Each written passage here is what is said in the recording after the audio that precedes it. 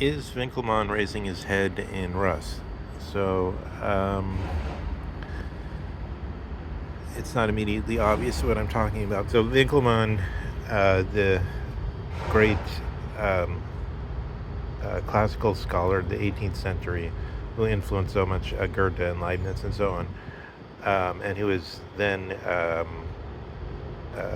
at the founding step of this so-called Phil-Hellenistic background of the which already probably affected the Thula society, or however that's said, Tula society. I'm not sure. The society for the traditional knowledge of the Germanish folk, or the Teutonic people, which was the proto Nazi sort of personal group where people met who later became influential in the Nazi movement. So, of course, we know that there's all this interest in classical antiquity amongst um, the Nazis, and that Hitler maybe because through Nietzsche, who he had a kind of constant fire in his mind, probably since in his rucksack he probably carried Zarathustra into war as a trench runner, um, which is Zarathustra. Because in World War One, the troops were given this option: the Bible or also speak Zarathustra, which was meant to make them brave and encourage them. This backdrop, I want to try to make connect to our whole philosophic discourse. So let's make Winckelmann into one slogan. So this is the most famous slogan that is always quoted, and I recently heard it again in this Alex Soros, the Soros palindrome the Younger, has given this talk some time ago, I think in Vienna, but it's in English, based on a book by somebody called Elizabeth Butler, who's written about the tyranny of Philhellenism over the Germans.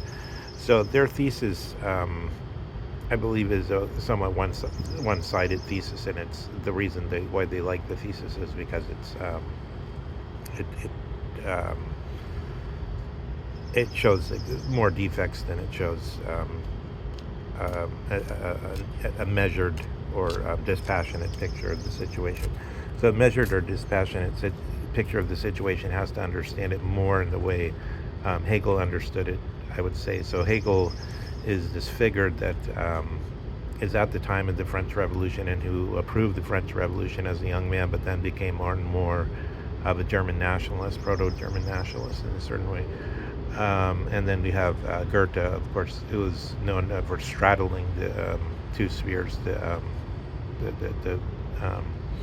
pro-French sphere and the pro-Prussian or pro-German sphere. Interestingly, Alex Soros is located at the beginning of Germany with the Franco-Prussian War, which is when the South came in, when Bavaria came in, when Catholics came into the country. And of course Hitler himself was raised a Catholic, and as I'm given to understand, he was actually even literally a choir boy. I'm not totally sure if that's true, but it sounds plausible. So the Edel einfach und how does that go? Stille große, aggression and Statuen, so the noble simplicity and somber greatness of the Greek statuary. This line is often, without the part about the statues, the line is often quoted to signal Winckelmann and to signal the modern 19th century Prussian. Of course, he was 18th century, but it was picked up again, like by people like Hegel in the beginning of the 19th century, of classical antiquity, and the meaning is this. So the meaning is absolutely analogous to what Dugin is doing, or commanding, as it were, to the Russians to do, which is to seal off and to become more narrow and to see. So I always give Mishima, who says the Americans forced the Japanese twice to look in their mirror. Once when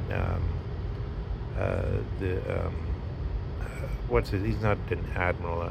I forget the name, his rank, but the Commodore Matthew Perry broke in commercially in the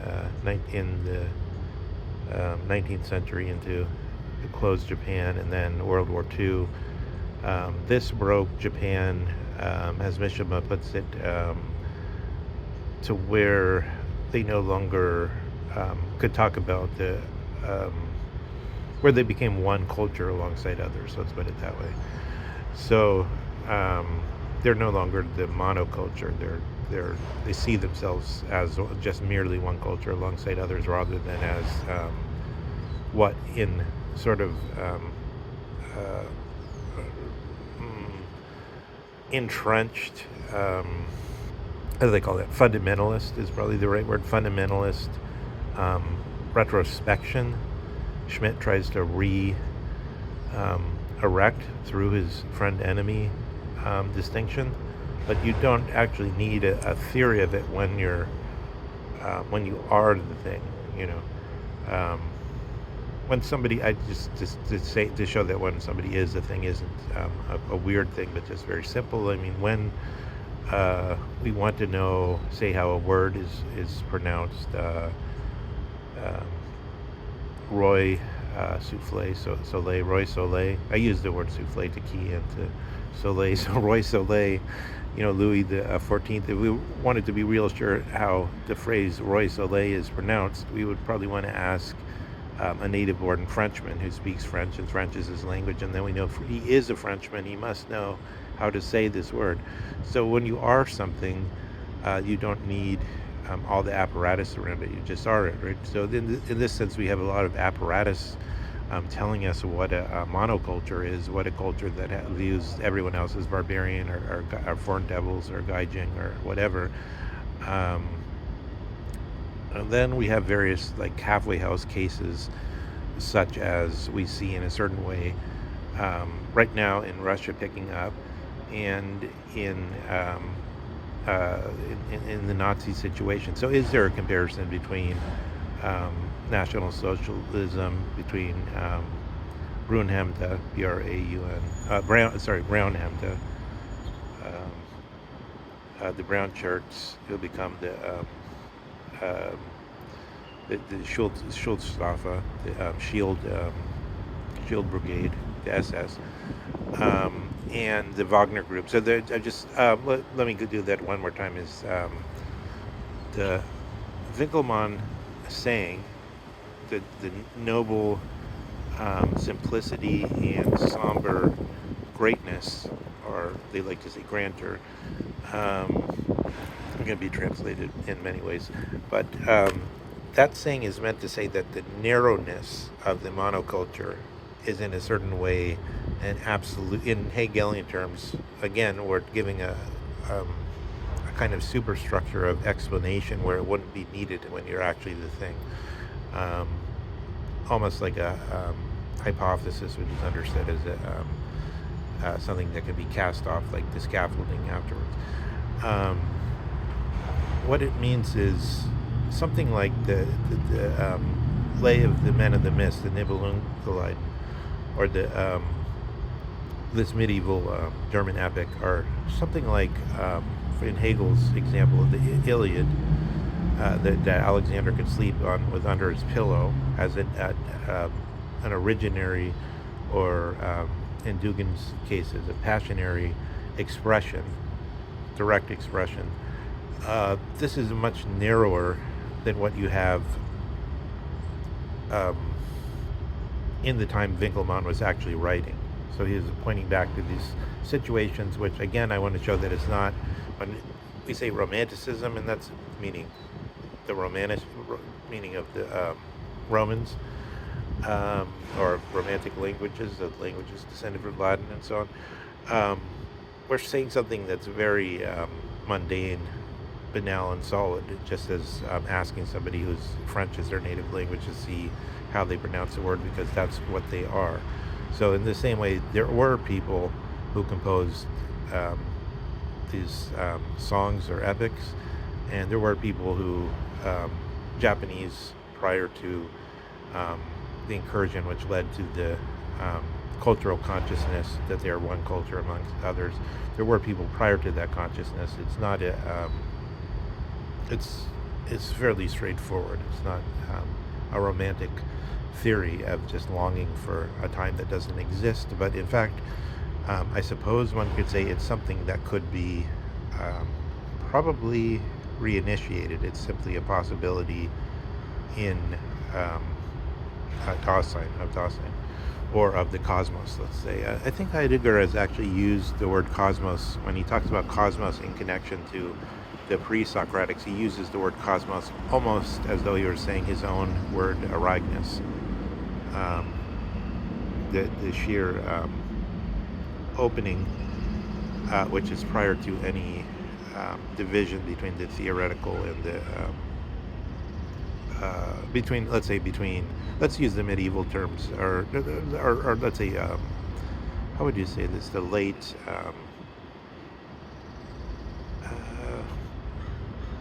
early antiquity. I don't know what the right term is, but the terms from the time when Rome is becoming Christianized, like 4th century, 5th century, Justinian's edict, and so on.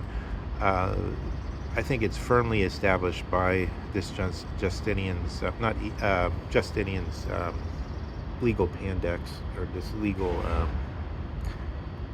Pan Digest, I suppose it is, the collection of the previously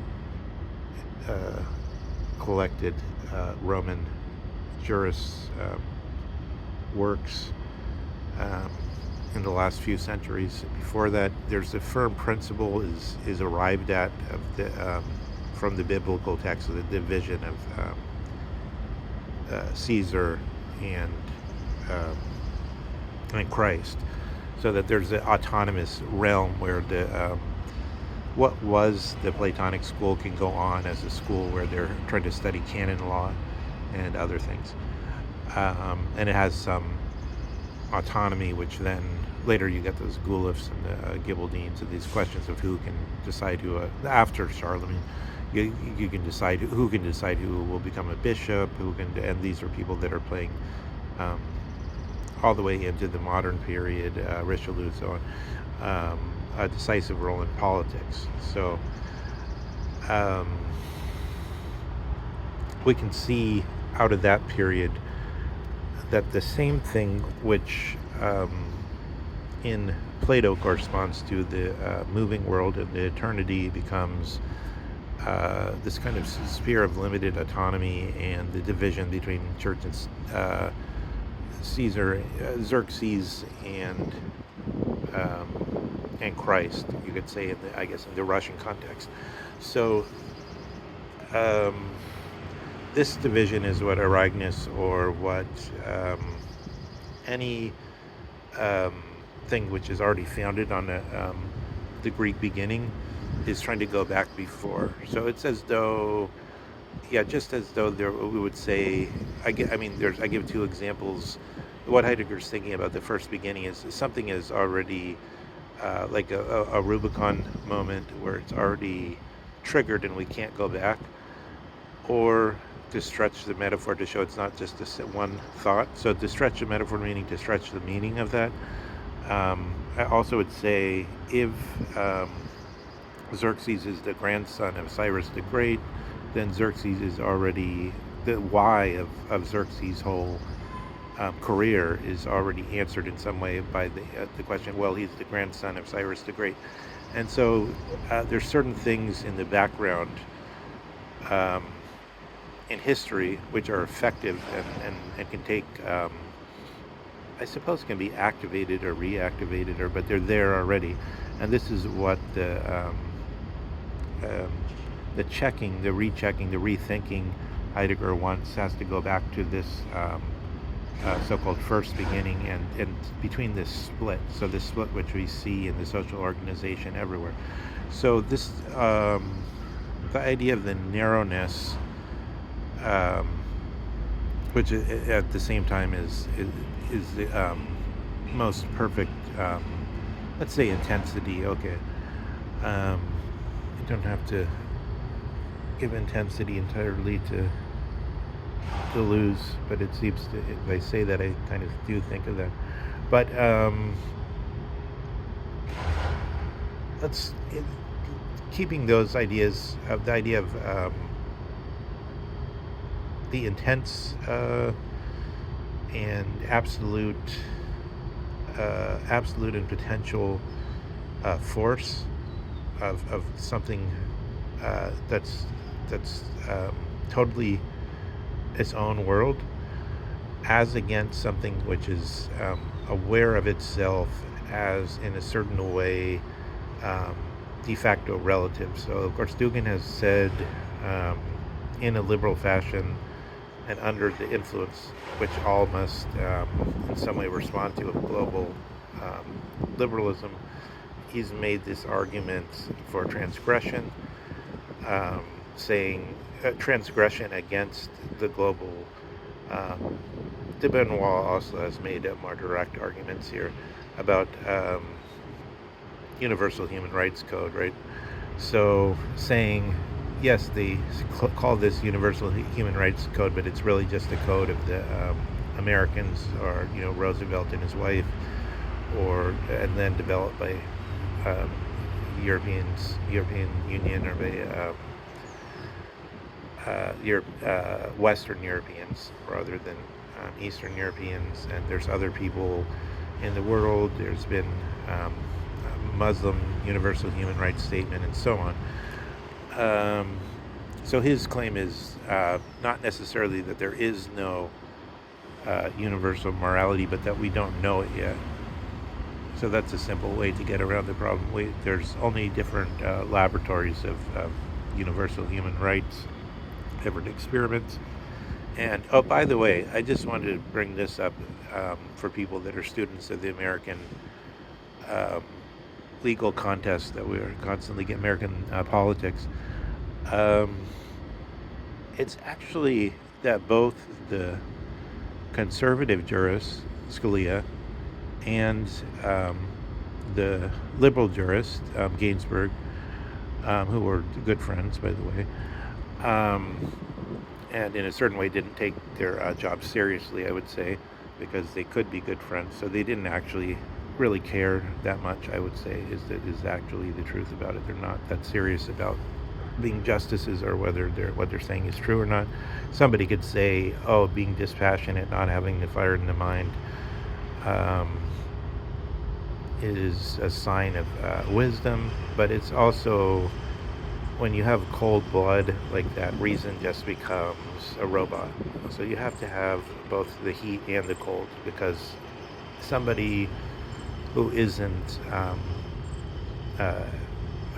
there's a stupid saying of, I think, J. Goulart, who doesn't tremble in indignation at injustice. But let's say who doesn't hate injustice. Somebody who doesn't have a hot hate of injustice has something wrong with them. So there has to be some temperature, not seething, not total fire in the mind maybe, but only some temperature in our reasoning. So I think that's a little bit lacking in the American jurists, and it's partially because of the this notion of reason as being Spock-like, and people being, there's a strong notion among on the right wing especially, which is obviously stupid and false, because they love Trump, who's not at all calm. But Trump sometimes does say things in a calm way, but on the whole, he's not that calm. To castigate people for not being calm enough when they have a discussion, as though saying things in a cool manner made it more dispassionate, more therefore more reasonable, more rational. But I think we need to have some hot blood, also some full-blooded discussion here too. But okay, that's a little digression. The point I want to get to is that if, say, well, let's just use Scalia and Ginsburg as the two sides. Both sides believe in relativism. So far, qua jurist. So here's why. It's because what Scalia is actually advocating is a legal strategy of legal positivism. So it doesn't commit him to any ultimate question about whether there is morality or there isn't morality. He says, oh, the Scalia household holds this view, but qua legal scientist, my view is we should do it this way. And basically, the strategy is everything should come through Article 1. So it's basically Article 1, Article 3 issue, right? That's the whole thing. It's just whether the Congress will decide on the laws, and if there's any need to change the Constitution, they'll begin that too. And so Scalia says anytime there's a contest, we want to send it to the elected officials in the Congress. That's the whole thing that this so-called this thing started. I think it's basically made popular by Cass Sunstein of the legal philosophies, living constitution, and originalism. Originalism really just means this strategy of trying to send everything back to the Congress, to the elected officials, or at least that's how it propounds itself in its most intelligent version. Whether there's cases where we could see obviously Scalia hasn't followed this. He's given some lecture where he says like a thin-blooded originalism is better than nothing or something like that. But anyway, because he realizes it's sort of impossible as a matter of legal casuistry. There's always some problems come in, these so-called how does they call it, the penumbra problems come in. So that was one of the problems Bork got in trouble too.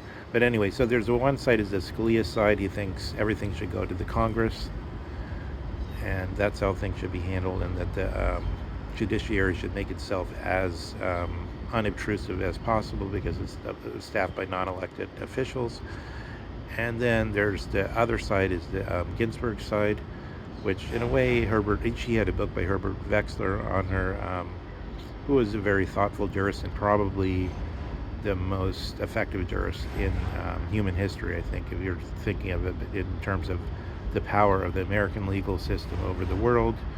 And his power is the single most effective jurist in American history, I think, is Herbert Wechsler. And that was kind of her Bible, I think, is the Wechsler view. And the Wechsler view is that these matters are very complicated. He said something like the mode of existence of law is a very complicated thing, or something like that. But anyway, the de facto this strategy is of so-called living constitution is simply to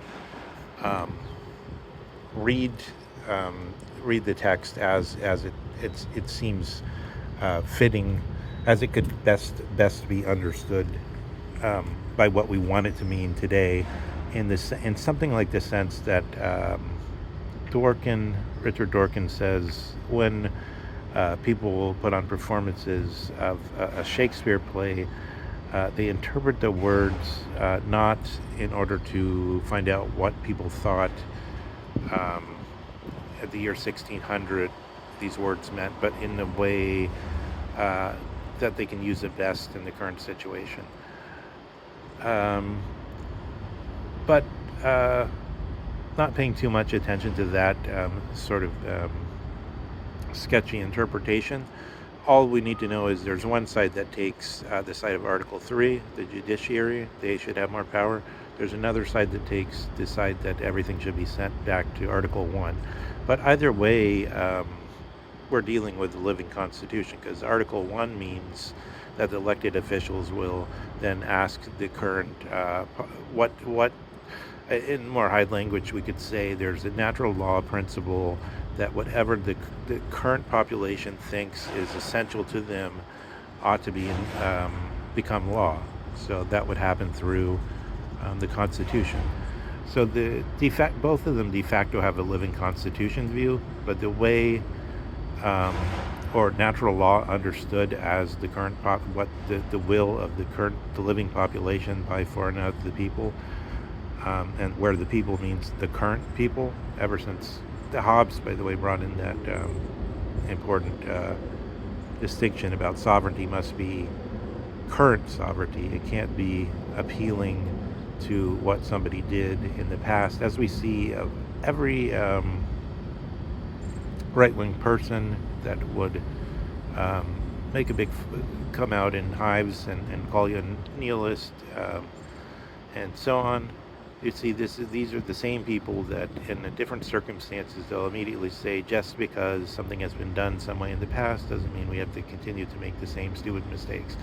So they're both living. Everybody in America is relativist, de facto. Everybody in America is relativist de facto, even if in their heart they believe somewhere in the other world is the eternal law.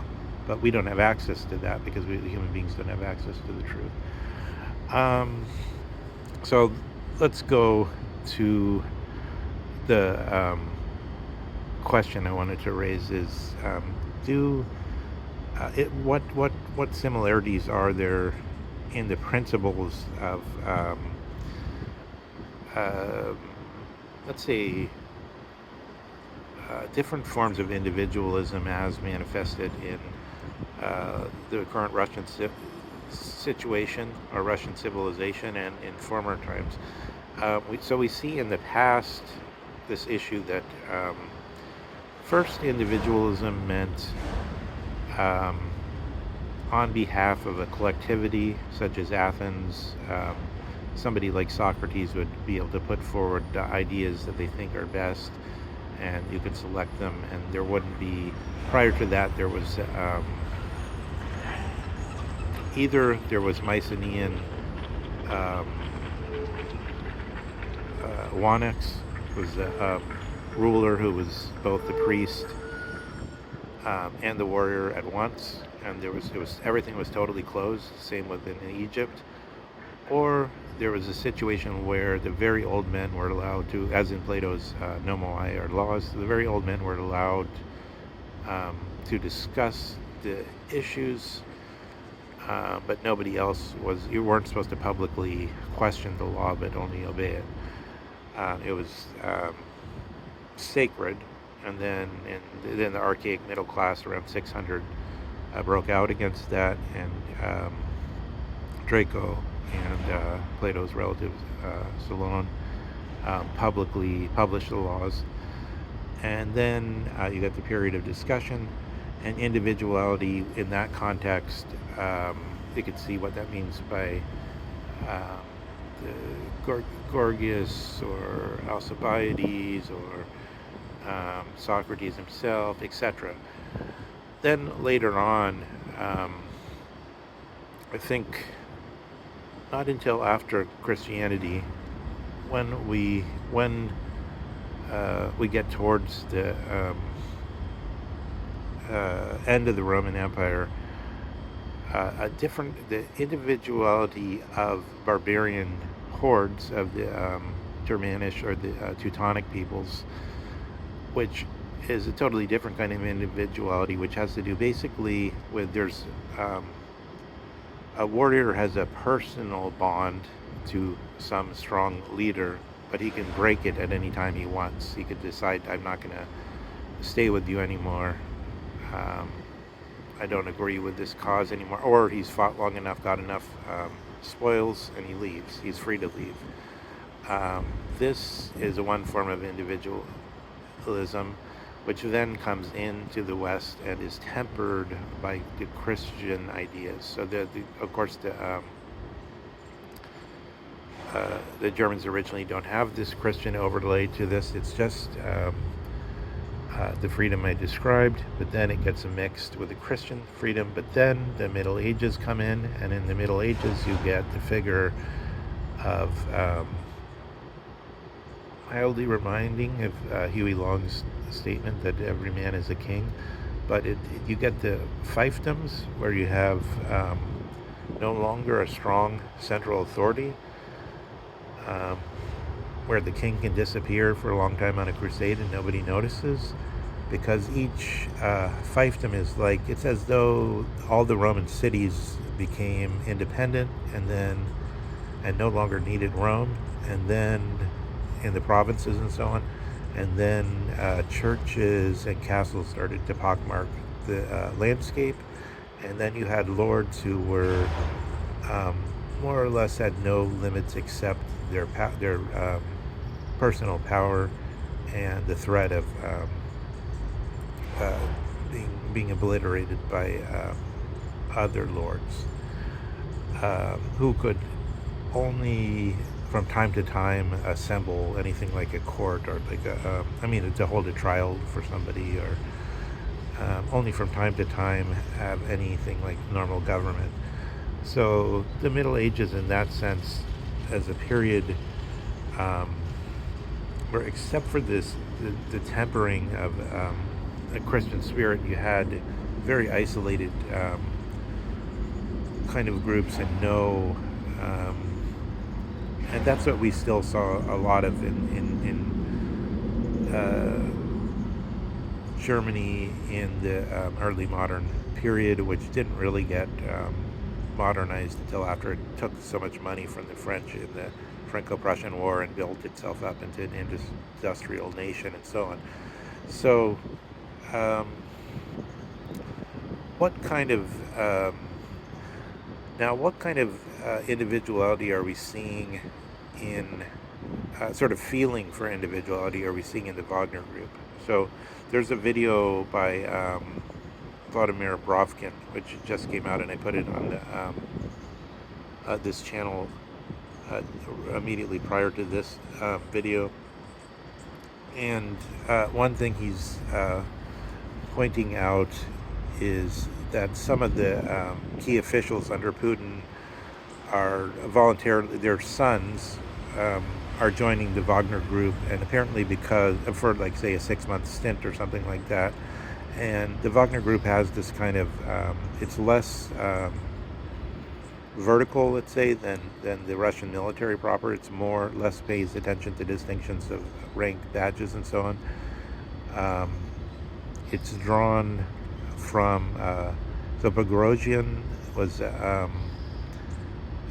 he owned a bunch of restaurants or something, and prior to that he had been in prison for the better part of the decade for theft, and he compares himself to, these are all things I'm repeating from Rovkin, he called himself a Robin Hood, and through social connections at these restaurants he meets up with Putin, and then the Wagner group starts to get these contracts where they can recruit people directly from prisons, and then they were doing a bunch of stuff in Africa and other places. This drawing from the prisons and the fact that these people come in for 6 months and then they can leave if they want reminds me somewhat of the barbaric Teutonic conditions of individual freedom, what that meant. But it's different because why is these guys that are the sons of we're not poor people, not convicts that could do no better, but the son of a top official in the Putin administration, in Putin's government, joining the Wagner group? It seems to be because, one, it's a sign of radical patriotism, which is has the aura around it, and two,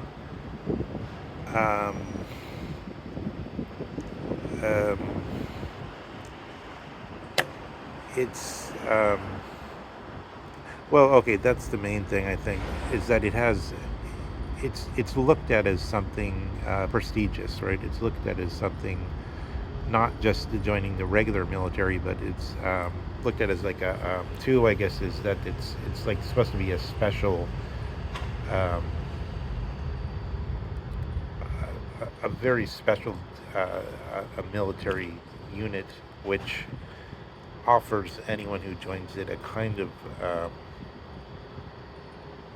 prestige which is independent from and an independent from um, any other sources of prestige, I suppose. But the fact that it's part of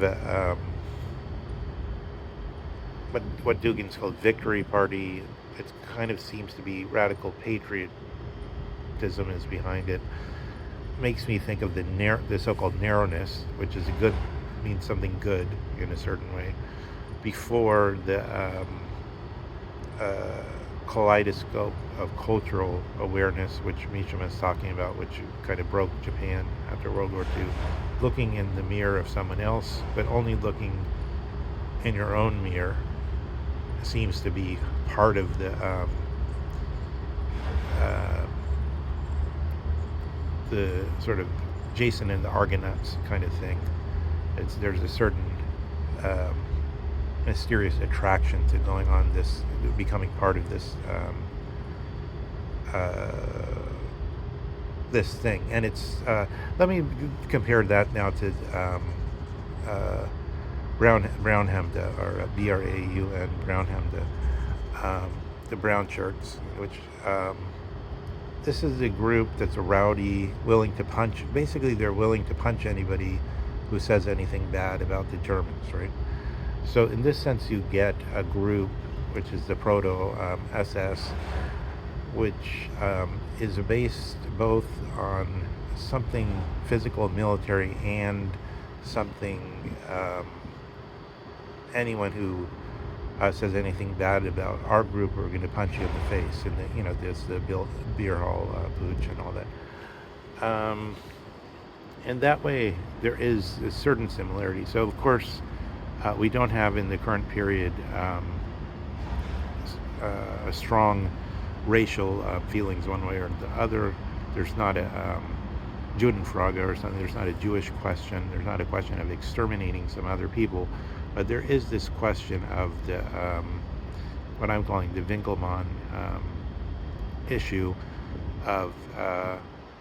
So that's the whole question. Is it so that there can be another beginning?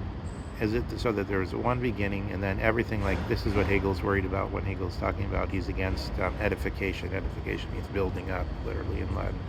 And then he says, Virgil, you can't sleep with Virgil under your pillow if you're a great Roman general, because Virgil is in some way somebody who's treated Iliad as a rehearsal, and then saying now the final, the Nachspiel is the actual performance is me, Virgil, but it's like he's become the postlude rather than the prelude. He's connected himself to this complex derivative building up, and merely said that he's fined and refined and become. So you could look at it as fining and refining, becoming more perfect, and so on, or you could look at it as becoming more complex, more derivative, more watered down. And I would say this is how Heidegger looks at the modern period in general, that there can be no agreement because there's such a great marketplace of ideas, and it does not, as Francois Guizot, with his so-called doctrinaire teaching, where doctrinaire meant something good around the year 1829, still a little before the 1848 revolutions, is saying public discussion must lead through the exchange of all these opinions to the selection of the best opinions, and this is the most important thing, is public discussion. You see that also, of course, in the famous What is a Nation essay by Ernst Renan. What is a nation? The daily plebiscite. So this idea of the marketplace of ideas and so on creates vast confusion, and we could say that's one thing, and then the opposite of it is the Winckelmann issue, is the noble simplicity and the somber grandeur.